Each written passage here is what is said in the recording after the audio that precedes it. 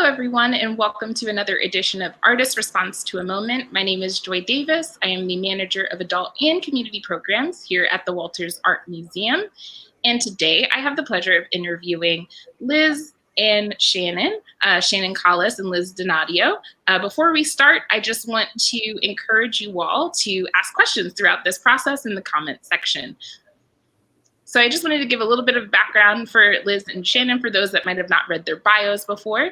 They combine backgrounds in photography, digital video, and sound installation to create works that explore public spaces, uncovering details of their past, present, and possible futures. Love that phrase, possible futures. Their immersive installations conjure meditations on the essence of urban landmarks and monuments, which is what we're going to talk about today. And Sounding Place 2, the piece you might have seen on Thursday, is an interpretation of the live collaborative performance that they performed, Shannon and Liz performed for Art Sound Now 2 Junes ago, June 2019, for reference. So I just want to say hi, Liz and Shannon, and welcome. Hi. Thank you so much for having us. Thank you. Thanks for being here. And my first question is, how did you come to collaborate together? I think that is, something that everyone can kind of like clue in on. And so I'm excited to hear about that pairing and how you all collaborate. Yeah, well, we started working together in 2016 on a project that documented the last days of Baltimore's McKeldin Fountain before it was demolished. We took video and audio of the site over several visits, and that culminated in an immersive installation with sound and video and sculptural forms at the current Space Gallery. We both really enjoyed the process, so we kept working together on exploring and documenting public space in Baltimore City. Yeah, and also before the McKeldin project, we actually shared a studio space and worked on our own individual practices in a parallel way. So after a while of working side by side, I feel like we came to know that we had similar interests and ideas. And aesthetics, I think that were very cohesive.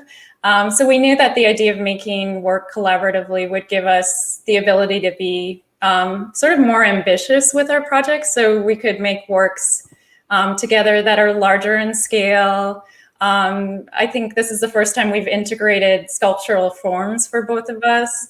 And in working together, I think it made it possible that we could draw on each other's skills, experience, and each other's perspective. So I think that our collaboration has opened up the work to a lot of different outcomes. And I think that's key. It might seem small, but the fact that you shared a space together really, I think, probably took it over the edge if I were to surmise and not experience it myself. I think that's huge in how collaborations form and how they are successful, is that you know each other more intimately than like you wouldn't necessarily like a coworker, for instance, because you're kind of cohabitating in a way. Exactly. Yeah. And what drew you to the architecture for your work instead of art objects on display at the Walters? Well, the Walters Art Museum, it holds so much beautiful and interesting work, but the physical building itself is also really interesting and beautiful. So we wanted to focus on that, on the architecture, as well as explore some of its spaces that aren't usually seen by the visiting public. And then for our first iteration of Sounding Place last year, we used video projection mapping to directly project this video, these hidden spaces, onto the really elaborate, ornate decor of the building at One West. That's wonderful.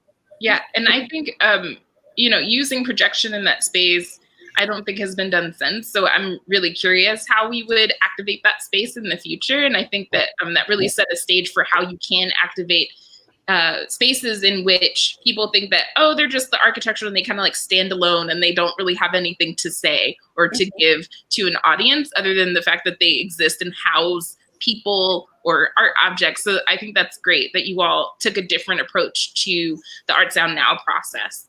And I'm curious if you have any favorite spaces, if you use said favorite spaces in Sounding Place too, or if there's some that you left to the side that you love in the Walter space. I think for me, one of my favorite spaces was the engineering or the mechanical room. I had no idea it was there. That was from when we first visited the museum. It was kind of like a support system for the museum as a whole, and really like vast and otherworldly. There were compressor belts and banks of machines, air ducts that control the climate to protect like all the museum's objects. And I think too, that's where we recorded some of the most interesting and unexpected sounds. That's wonderful. Yeah, and I particularly enjoyed our visit to the frame storage attic. It's above some of the staff offices, and I really could have spent a lot of time up there. It's such a tight and small space, so when we were recording, we used a motor on the camera to capture as much as possible, kind of do like a panoramic style recording. And the light coming through the windows when we were there was really beautiful. And I loved how silent and still it was as well. So for this recent iteration, Sounding Place 2, I took some of that footage and projected them into my home office space and mixed them with a few houseplants and paper ephemera. And I wanted to kind of riff off of that you used household objects to kind of interject. And why did you decide to do that and make that choice? I think we were just thinking about, the experience from moving from the Walters and how we could layer that with our own personal spaces. I think because we're spending more time at home, we're becoming more familiar with all of the ordinary objects that occupy our personal space. So like Liz says, like the texture of a planter or the reflective quality of an ornament hanging. So we wanted to kind of pair the ordinary with the extraordinary and parts of the collections and the sounds that we heard in the museum. I love that. I just wanted to give people a little taste of that thought process and how you brought something that's more, I would say, sterile and rigid, which is just general architecture, to something that's more organic. So I have a question more about the process. I want to dig in a little bit more about Sounding Place and Sounding Place 2, because they do, while supporting and uplifting the architecture, they also deconstruct Walter spaces, both sonically and visually. And I wanted to know why that's important for your work, and of course, framing this around both of those pieces done at the Walters. Well, the deconstruction happens, first visually, and then I think it's interpreted and thought of in new ways when it's seen. And our documentation began as really straightforward video and audio recording processes. We're capturing images and sounds around the museum, and then we take it back and work with it, adjust it, abstract it, and then stitch it back together into something completely different. So it's like a deconstruct and then a reconstruction.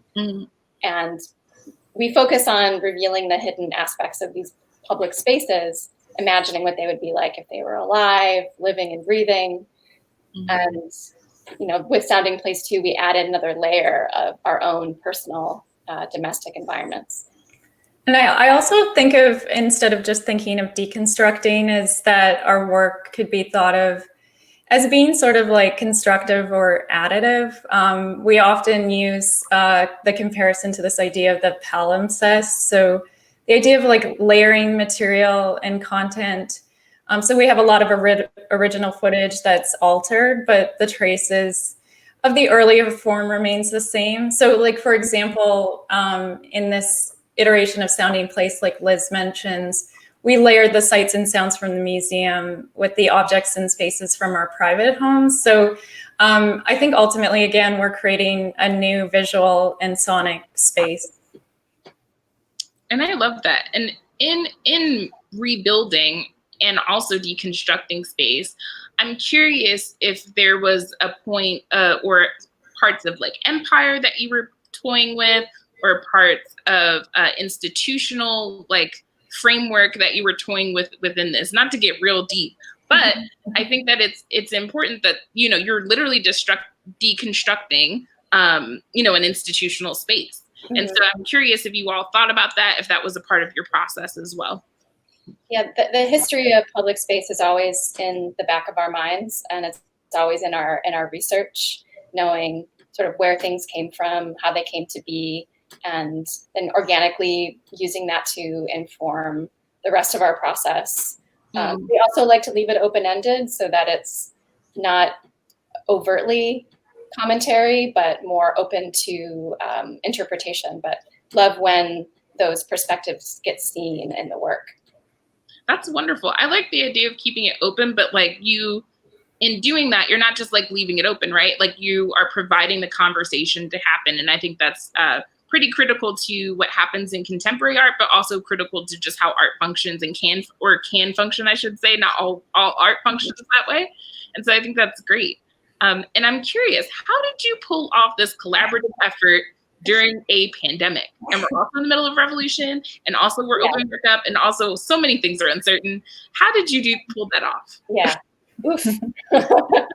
Well, we were lucky in that by working together for a few other projects, we already have a pretty good collaborative, you know, working relationship going between the two of us. We start by in-person brainstorming and researching. Then we delegate tasks to each other, work separately, come back together. So this wasn't that much different with the logistics. We couldn't meet in person, but emotionally and creatively, it was more challenging to get started and to stay motivated. So we supported each other, and it ended up being, you know, very worthwhile and fulfilling. Nice to have something to focus on and to make something different. Yeah, and I think what we missed about not being able to work together in person was that immediate physical feedback or the physical connection. We often like work side by side for editing. When we install an exhibition, it's kind of like a dance together. So we move back and forth in the space. We see the work from different angles. We move the sculptures around. And I think we adapted the ways of communicating that feedback just by talking on the phone and sharing videos like this. And I think part of like, it was just in order to support each other's progress, because it was definitely a different way of making for us in these types of circumstances.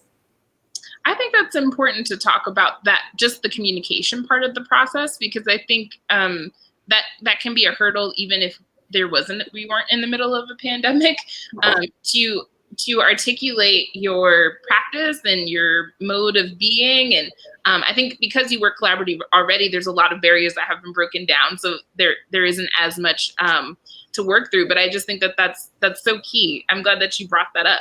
I also want to bring up that if you haven't seen Sounding Place 2, it is over at our Facebook.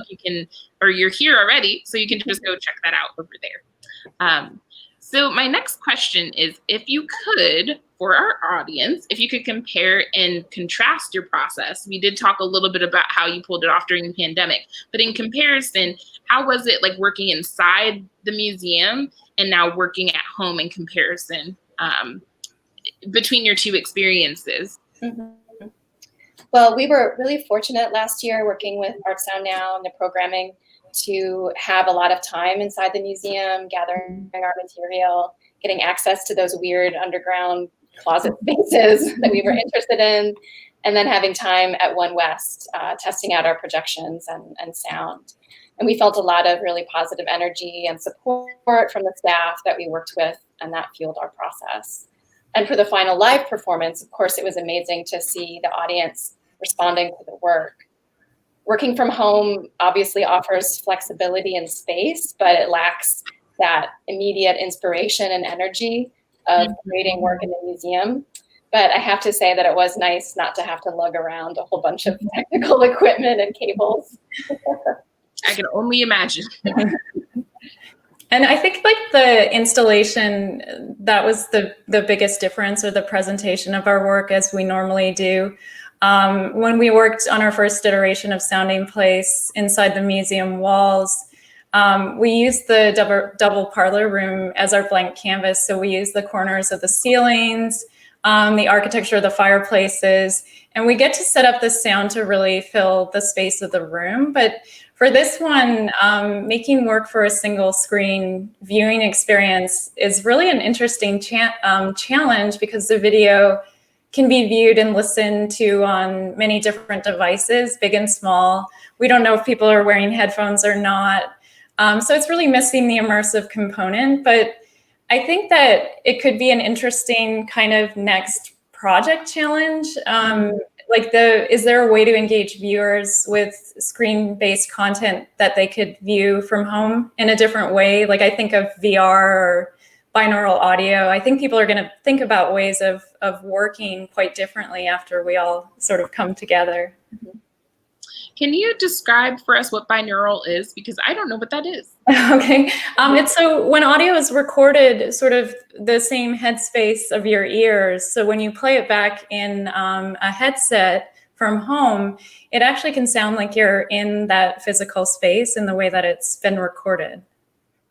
Oh, cool. Okay. So you're really like a 3D sense of sound. Yeah. Yeah. Okay. Yeah. now just the wheels are turning now, learning something new, actively live in front of an audience. Cool. My last question for you all is, what are you looking forward to through your process, either as artists, as people, and because it doesn't look great out in the world, and but I know that I see a horizon, so I'm curious what you all are looking forward to.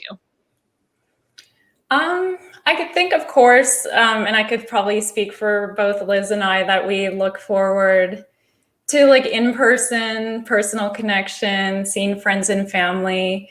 That's what we miss the most. But I think just even talking to her today, while we're still socially separate physically, we talk about our time now, maybe working towards brainstorming and researching our next project. Our artistic process is quite cyclical. So there's the making and producing, and then there's the thinking and the research and creative brainstorming. So I think we sort of look forward to the latter. And the one thing we've talked about, even in this project, that it's really kept us connected as friends and also as artistic collaborators. So I think that will keep us going, sort of the slower part, the thinking part. Yeah, I like that part. I totally agree with Shannon. Our work keeps us connected on many levels, which I'm very thankful for. That's beautiful. That's a great way to end. I want to thank Liz and Shannon for being here with us today. I want to thank you, the audience, for being here. And last but not least, I really want to thank the digital team here at the Walters for making this program possible. Again, if you want to check out the work of Liz and Shannon, you can just slide on over to our other video section and check out Sounding Place 2. I just want to say that this has been really informative for me in understanding your process, and I hope it was for you all out there in the world. So until next time, we will see you on the next program. Bye, everybody. Bye. Thank you. Thank you, Joy. Bye.